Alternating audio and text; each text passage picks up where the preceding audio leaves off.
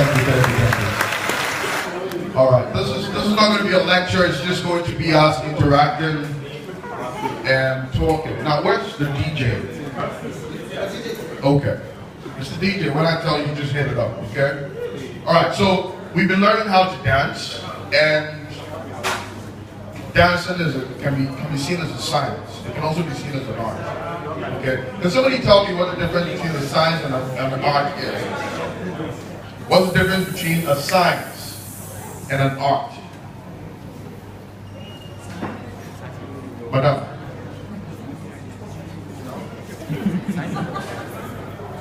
Any volunteers? The difference between a science and an art. A science and an art. What is art and what is science? No guesses? No answer is wrong. You have an answer? Any volunteers? Oh.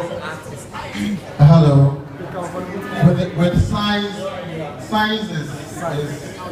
comes with almost certain outcomes.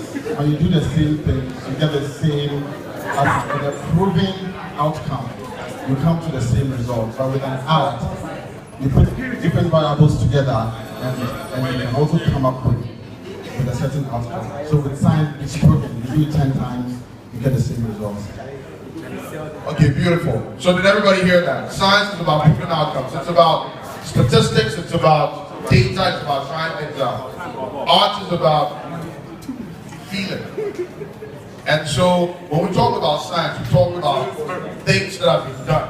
Now, you probably watch a couple of salsa videos, kizomba videos, and it'll tell you, you know, start to salsa, you need to, gentlemen, you need to put your first foot forward, middle, go back, ladies, and all the technical stuff, right? You all learned that, right? But then when you see some of the best dancers dance, you ask yourself, they don't seem to be following the formula exactly the way it is, but they're dancing beautifully, true or false? And that is art, okay?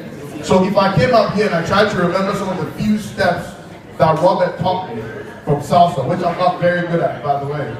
You know, I remember him showing me go forward, come to the middle, go to the back, in that fashion, right?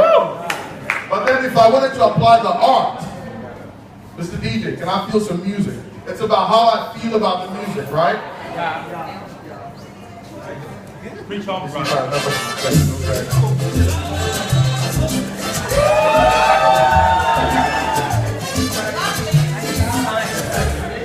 Thank you, sir. So, we're going to talk today about the art of communication as opposed to the science of communication. That's a different part.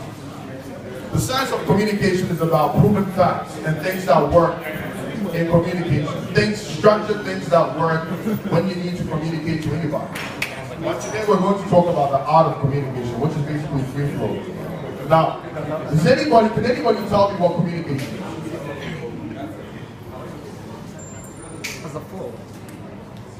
There's no wrong answer. Communication. Yes, madam.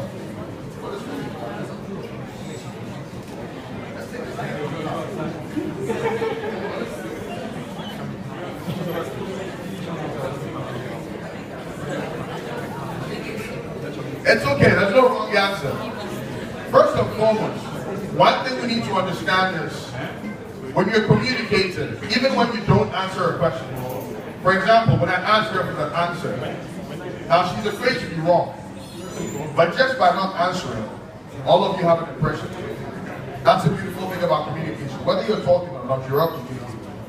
And you want to be sure that you're controlling the communication. Communication is life. The instructor today, when he came in and he started to dance, before he started dancing, his brain communicated to his leg and said, hey, leg, are you ready? Don't fail me now. I'm about to take that one step. Now if the leg had communicated back and said, you know what? I have a pain, he would think twice about making that move because he might trip.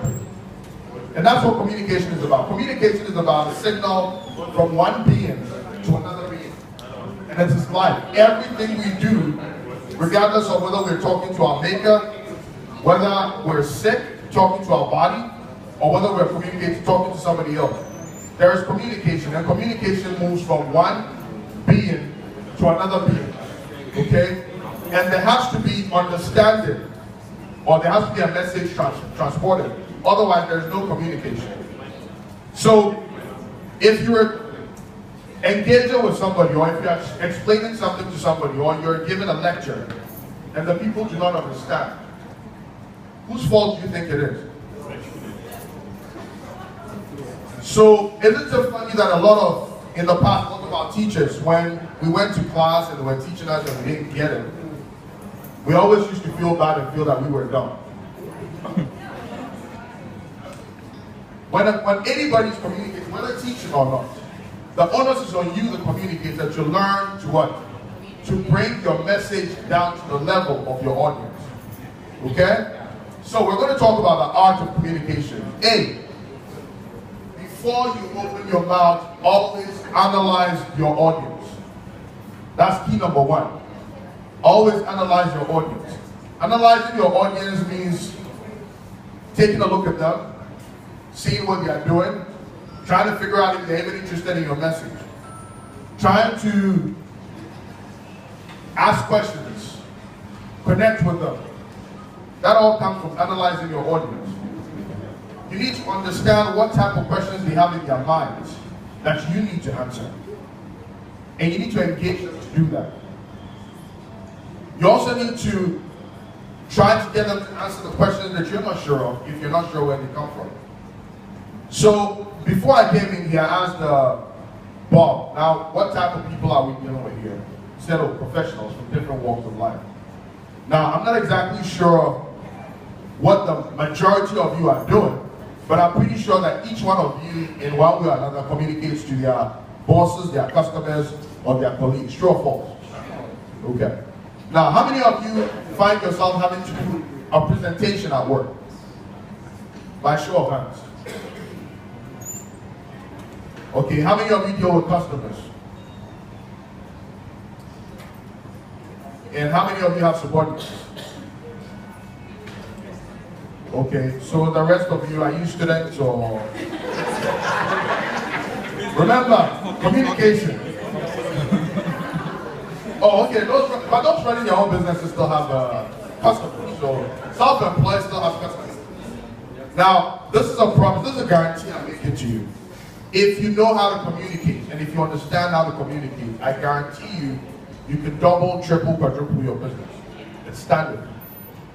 Customer service, sales marketing, good etiquette, all those don't mean jack if you don't know the basics of communicating. So like I said, what's the first thing I said you should always do? Analyze your audience. Okay, so let me give you a scenario. I'm in a bank, and I've been asked to sell products. Whatever type of products. Maybe investments, maybe loans. I'm happy, I'm hyped. A customer walks in, pissed off, because the products she signed up for in our company do not work. What do you think is going to happen if the first thing that I say is, hello ma'am, how you doing? I'd like to tell you about this really special product that we have. What do you think is going to happen? Slump. Thank you. Thank you. But how often do you see this happen? Because we've not learned to analyze our audience. You should always analyze the person that you're going to communicate with before you do. Now, how many times have you seen, those of you who remember being in school, professors walk into the class after students have been in school all day, looking bored, tired, half sleepy, and then just come to the class and start teaching. You see it happen all the time, right? Yes. And what happens? People just hustle through the class and nothing is learned. Always analyze your audience. Always analyze your audience. Now, the next thing you need to do is learn to take the responses, learn to take the responses that come from the audience. If they are bored, you need to figure out how to engage them. If they're excited, you need to know how to temper them down. Don't do a presentation or don't think about who your audience is before you get in front of your audience. I've seen people mess up. Maybe they were told they were going to do a presentation to kids or to students. They get to the firm where they're going to do a presentation and find out that people they are adults. And then they still make the same type of jokes or use the same type of language that they would use usually with, boys, girls, girls. Meanwhile, the people are very conservative. You can see how that would go, right? Just like dancing, you need to go back and forth, you need to have responses. And then finally, you need to work out the tempo. Break your communication into a proper structured message so that whoever is hearing you can hear from the start, understand where you're going with it, understand how what your message is about, and then you summarize. So anyway, to give you a quick call to action, I'm part of an organization called Toastmasters, where every week we have people come over and practice their communication skills by trying out projects, trying out different presentations, and improving themselves. We all know that practice makes perfect, right? Yeah.